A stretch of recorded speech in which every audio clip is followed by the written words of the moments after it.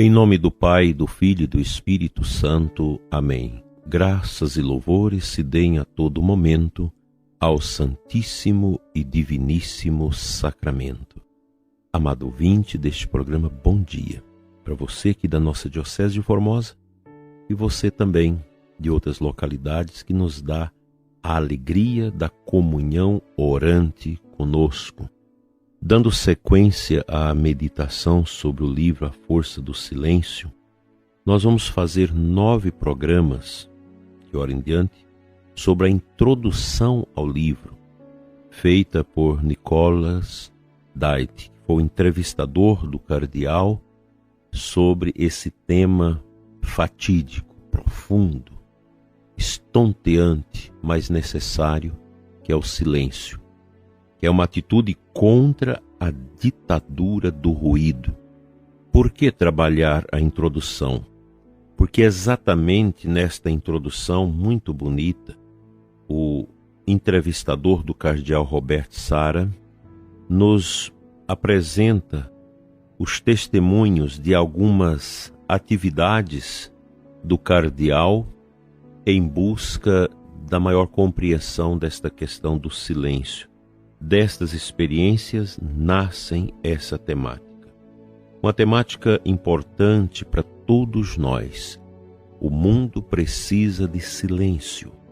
O cristão precisa desse humus, desse fertilizante espiritual para a alma, que é o silêncio, indispensável para o amadurecimento da fé. Daí, nós retomamos a importância dos mosteiros, dos centros de espiritualidade, dos lugares de retiro de oração.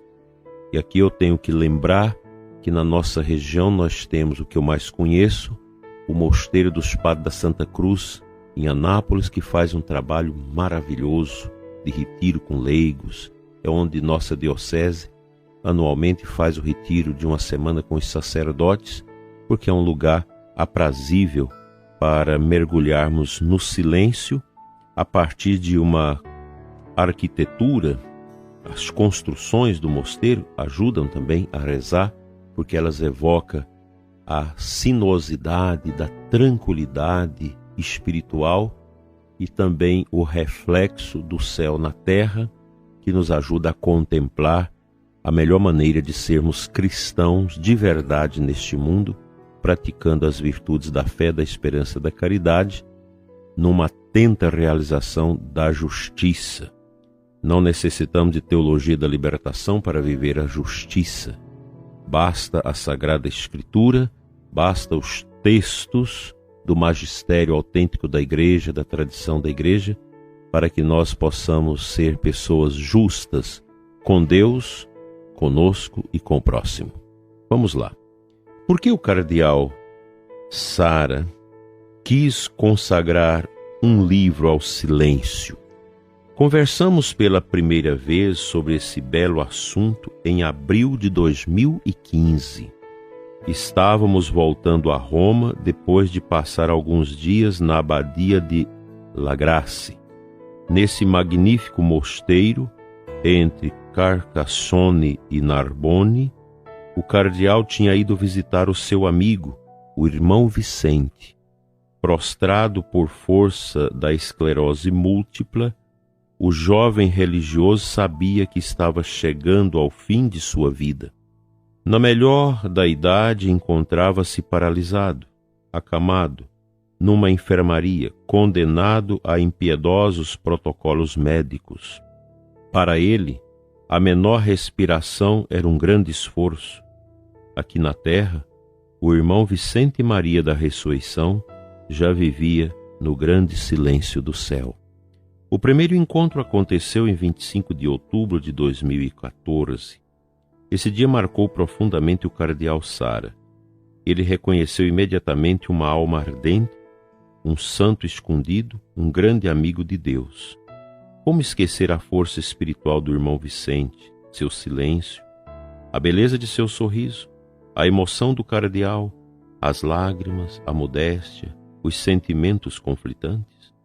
Irmão Vicente era capaz de pronunciar uma simples frase: pois àquela altura a doença o privara do uso da palavra.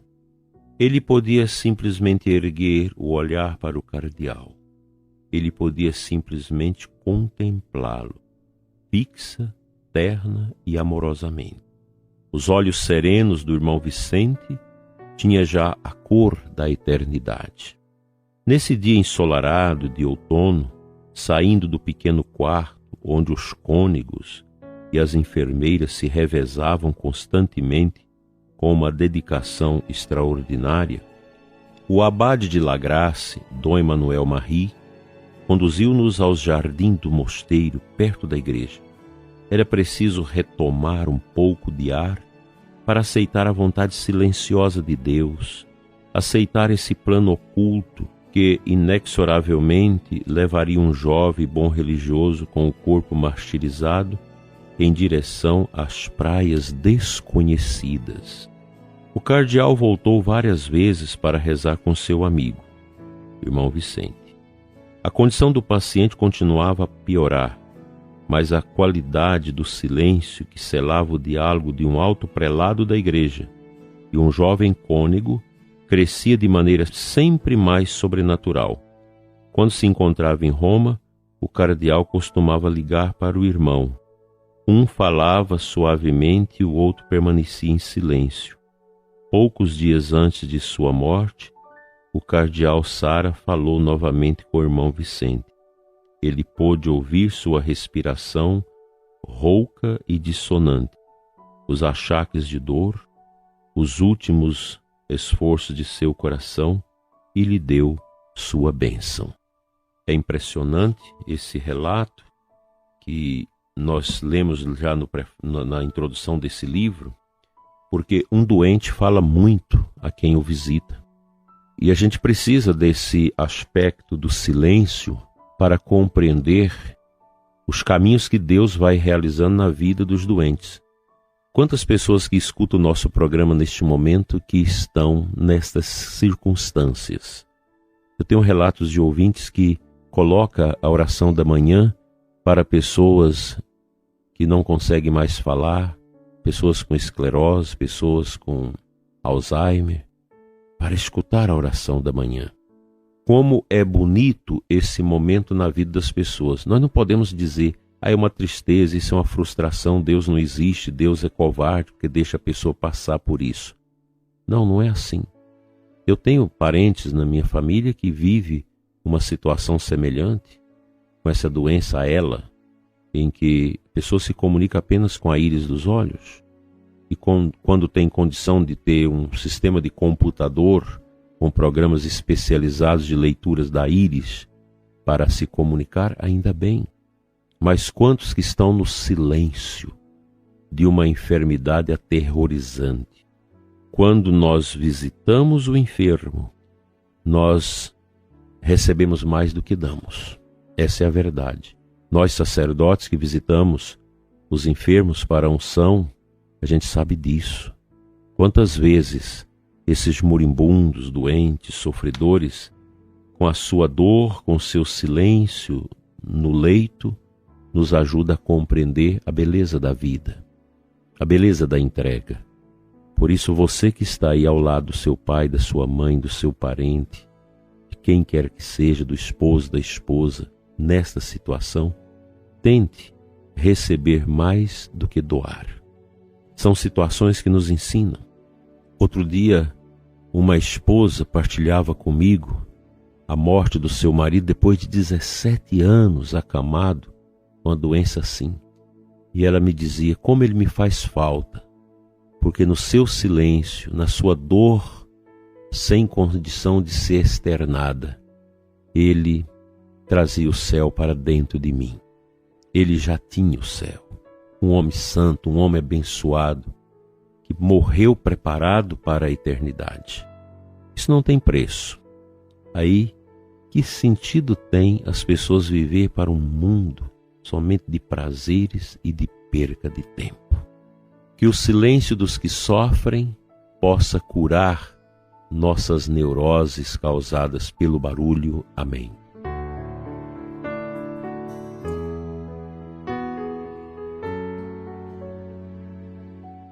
Mateus 4:23, antífona de aclamação do Evangelho desta quinta-feira. Jesus pregava a boa nova, o reino anunciando, e curava toda espécie de doença entre o povo. Cristo é o silêncio do Pai que nos cura, que nos fortalece, que nos anima. Cristo é esta glória silenciosa do Pai, prezado ouvinte, que anima o drogado que está em via de superação, que alivia o canceroso que passa por dores terríveis e já tem ciência do diagnóstico que sua vida é curta. É esse Cristo silencioso que nos arranca da tristeza, da depressão causada pelo orgulho de não aceitar as perdas. É este Cristo silencioso que entra na sua alma neste momento, prezado ouvinte, para dizer: confia, não atrele sua vida a esse desafio, a esta angústia e sofrimento da sua vida. É esse Cristo, o silêncio eterno do Pai, que silenciosamente na manjedoura e na cruz nos ajudou a compreender que a vida neste mundo, ela é um amor e um sofrimento. É esse misto que intercompõe numa peça única da nossa existência, que cada um tem que viver a sua. Eu não posso pensar que o sofrimento da pessoa que eu cuido pode ser aliviado se eu assumir esse sofrimento. Não é por aí. Quem está no sofrimento, e um dia todos nós vamos estar, precisa entender que o silêncio de Deus, o escutar Deus na dor, é o que faz a diferença. Que o Senhor nos ajude, com o silêncio do teu amor, a enfrentar essas dores e sofrimentos com a alegria que vem da ressurreição.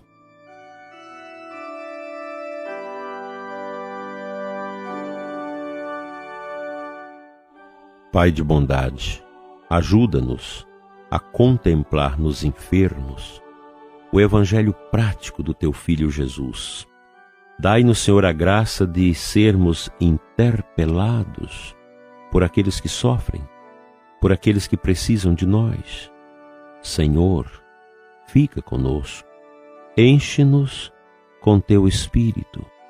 Dai-nos, Senhor, a força da palavra, da compreensão, para vivermos o teu amor no silêncio profundo das dores e do sofrimento dos irmãos.